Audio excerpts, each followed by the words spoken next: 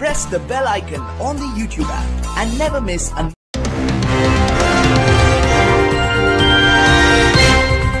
सभी को जय हिंद दोस्तों, आप सभी का हार्दिक स्वागत है जय हिंद रिएक्शंस पे। आशा करता हूँ कि आप सभी लोग बहुत अच्छे होंगे। तो आज की इंटरेस्टिंग और दमदार वीडियो में आप देखेंगे भारत की दो सशक्त और बहादुर महिलाओं को। एक तरफ आप देखेंगे मशहूर पत्रकार अंजू पंकज जी को, जिनकी स्पेशल गेस्ट होंगी भारत की बेटी और हिंदुस्तानी शेरनी, सुप्रीम कोर्ट की दबंग वकील और हम सबकी चहेती नाज़िया इलाही खान जी। तो ये वीडियो काफी इंटरेस्टिंग होगी, आपको बहुत कुछ जानने को मिलेगा। और ये वीडियो का सेकंड पार्ट है, फर्स्ट पार्ट ऑलरेडी हम आपके लिए चैनल पर डाल चुके हैं, जिसे आप लोगों ने बहुत ज्यादा प्यार दिया था। तो इसे भी अंत तक देखें और चैनल पे नए हैं तो चैनल को सब्सक्राइब कर दें, ताकि हम आपके लिए लेटेस्ट और नॉलेजेबल वीडियोस लाते रहें। तो चलिए पहले ये वीडियो देखते हैं और अंत में इसके बारे में बात करेंगे। जय हिंद, जय भारत। कि पश्चिम बंगाल में मुस्लिम तुष्टीकरण की राजनीति पश्चिम बंगाल के पैदा हुए मुसलमानों के पक्ष में नहीं हो रही है। अगर मुसलमानों के पक्ष में हो रही होती तो ये मुसलमान की बेटियां न्यूड परेड नहीं करवाया जा रहा होता, इन मुसलमानों को इलीगल डेवलपर नहीं बनाया जा रहा होता, इन मुसलमानों से रेडियां नहीं लगवाई जा रही होती, इन मुसलमानों को चोर उचक्का और क्रिमिनल नहीं बनाया जा रहा होता। पोर्ट एरिया जहां के फरहाद हकीम विधायक हैं, उस एरिया में 500 रुपए में आपको मर्डरर मिलेगा। 500 रुपए में 500 रुपए और एक बोतल दारू दीजिएगा, मर्डरर आकर के मर्डर करके चला जाता है। And this is the reason कि मुझे आईबी से डायरेक्ट इंफॉर्मेशन है कि मैं पोर्ट एरिया ना जाऊं, क्योंकि वहां पर मेरे लिए हालिया में मैंने एक कैलकाटा हाई कोर्ट में केस भी डाला है कि पोर्ट एरिया के शेख शाहिद जो है वो उन्होंने मुझे डायरेक्ट कहा है फेसबुक पर कि तू आ पोर्ट एरिया, फिर हम लोग बताते हैं कि इस्लाम क्या कहा जाता है। तो ये जो स्ट्रैटेजी चल रही है, ये बांग्लादेशी और रोहिंग्या मुसलमानों को बसा बसा करके बंगाल में पैदा हुए मुसलमानों को खत्म कर करके इसको इस्लामिक राष्ट्र बनाने की स्ट्रैटेजी और साजिश चल रही है।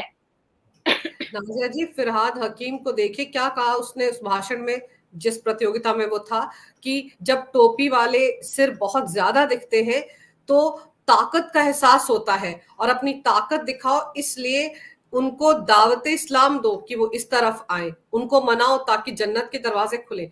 तो आप देखिए कि वो क्या कह रहा है और ममता के राज में कह रहा है। ममता की भी तो रजामंदी रहती है ना इन चीजों में, ममता भी तो उसी तरह की राजनीति करती है और इसी तरीके से वो चुनाव जीतती आ रही है।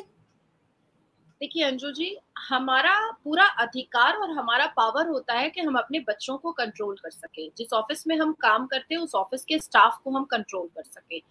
और जब हम प्रोवोकेशन देते हैं अपने स्टाफ को और बच्चों को, तो वो कुछ गलत या कुछ बदतमीजी किसी के साथ कर सकते हैं। ममता बनर्जी बिल्ली तो नहीं है कि आंखें बंद कर लेती हैं और दूध कोई पी जाता है, या वो खुद पी लेती हैं और लोग समझ ही नहीं सकते हैं। स्कैम यहाँ होता है, चिटिंगबाजी यहाँ होती है, तोलाबाजी यहाँ होती है, रेप यहाँ होता है, मर्डर यहाँ होता है, पेड़ में झुला झुला करके लोगों का शव यहाँ मिलता है। यहाँ इनके ही नेता मंत्री तिहाड़ जेल से लेकर के अलीपुर जेल को पूरा भरते चले जा रहे हैं, और ममता बनर्जी साहिबा को कुछ भी नहीं पता है, कुछ भी नहीं पता। इसका मतलब है कि as a chief minister of West Bengal, as a home minister of West Bengal वो कंप्लीटली फेल है, तो उनको रिजाइन कर देना चाहिए। हिपोक्रेसी तो तब होती है कि जब ममता बनर्जी के नाक के नीचे बच्चियों का बलात्कार होता है और न्यूड परेड होता है, तो भी वो अपनी जुबान को बंद रखती हैं। लेकिन शेख शाहजहां के लिए वो सीधा कहती हैं कि नहीं वो तो सही है और ये सब सजी हुई घटना है।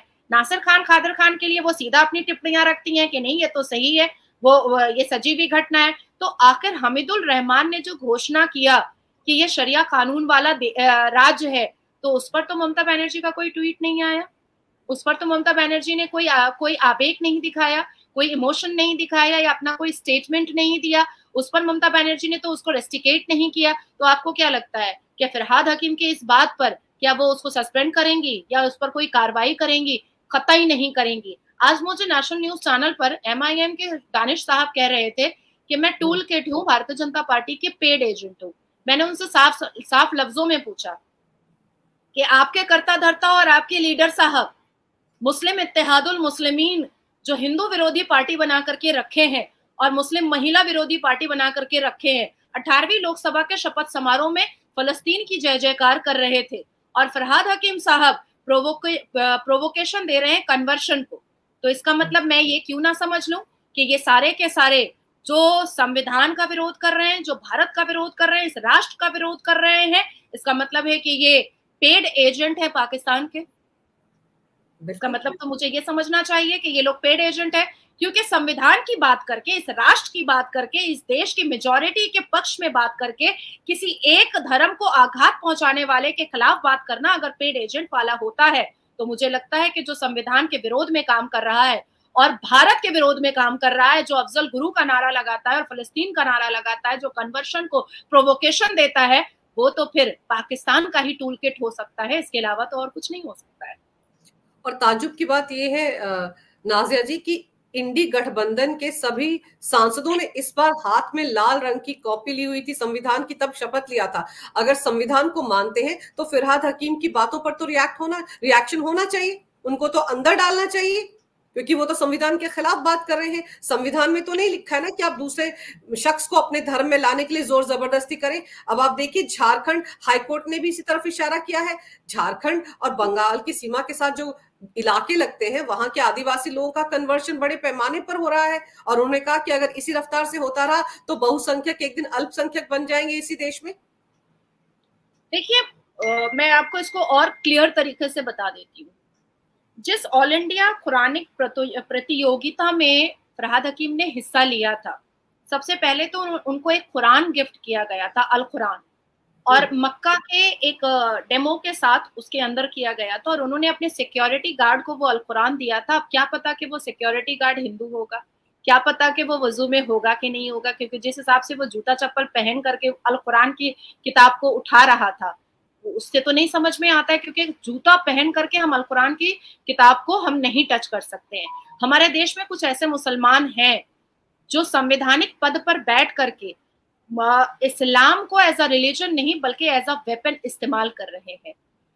इलाहाबाद हाई कोर्ट का हालिया में एक जजमेंट आया था और उन्होंने ये बात साफ लफ्जों में कहा था कि जिस तरह से कन्वर्शन को प्रोवोकेशन देश में दिया जा रहा है, उस पर अगर रोक ना लगा तो आपकी कही भी बात जो अभी आपने कही अंजू जी, वो सच होती हुई दिखाई देगी कि आप मेजॉरिटी वाले माइनॉरिटी हो जाएंगे और माइनॉरिटी वाले मेजॉरिटी हो जाएंगे। अब आती है दूसरी बात कि अपनी स्पीच में अपने अपने मजहब की तारीफ करना आपका संवैधानिक हक है, आप कर सकते हैं, पर उसी अल कुरान में 306 बार इंसानियत की बात है, उसी अल कुरान में वुमेन एम्पावरमेंट की बात सूरह मरियम में है, उसी अल कुरान में सूरह अल काफिरून है जिसमें ये साफ लफ्जों में लिखा हुआ है कि आप फोर्सिबली किसी को कन्वर्शन नहीं करा सकते। उसी अल कुरान में लकुम दीनकुम वलिय दीन है जिसका अर्थ निकलता है कि आप अपने धर्म की इज्जत करो और दूसरों को उसके धर्म की इज्जत करने दो। उसी अल कुरान में अब कलमा तैयब अगर पढ़ते हैं तो फिर अल्लाह एक है, पाक और बेऐब है, ये लिखा हुआ है। आप अपने धर्म की इज्जत करें ना,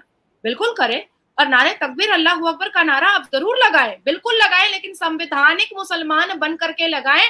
सीरिया, पाकिस्तान, फलस्तीन और हमास वाले बन करके मत लगाइए, क्योंकि फलस्तीन और हमास वाले नारे तकबीर अल्लाहू अकबर का नारा लगा करके इजराइल की बहू बेटियों को नंगा करके बलात्कार करते हैं। तो कुरान में जो खूबसूरत बातें लिखी हुई हैं उसको उन्होंने वहां पर क्यों नहीं बताया?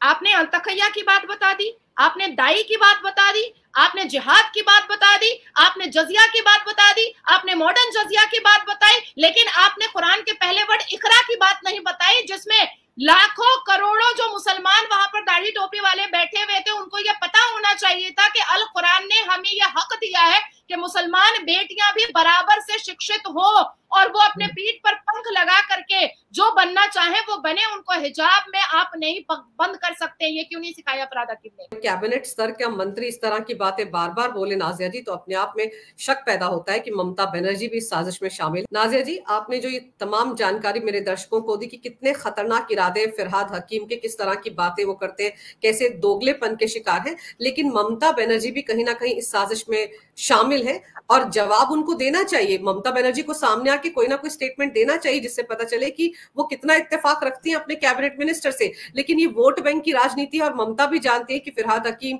जिस तरह की बातें कर रहे हैं, तो उस तरह से जितने भी घुसपैठिए भारत में आए हैं बांग्लादेश से, जाहिर सी बात है वो ममता बनर्जी की पार्टी की तरफ ही आएंगे और एक राजनीतिक टूल की तरह ममता बनर्जी इस पूरे मामले को इस्तेमाल कर रही है। आपने समय निकाला, इस तमाम विषय पर विस्तार से जानकारी मेरे दर्शकों को दी, आपका बहुत बहुत धन्यवाद।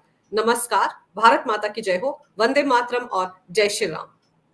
जय जय श्री राम, वंदे मातरम, भारत माता की जय हो, जय हिंद।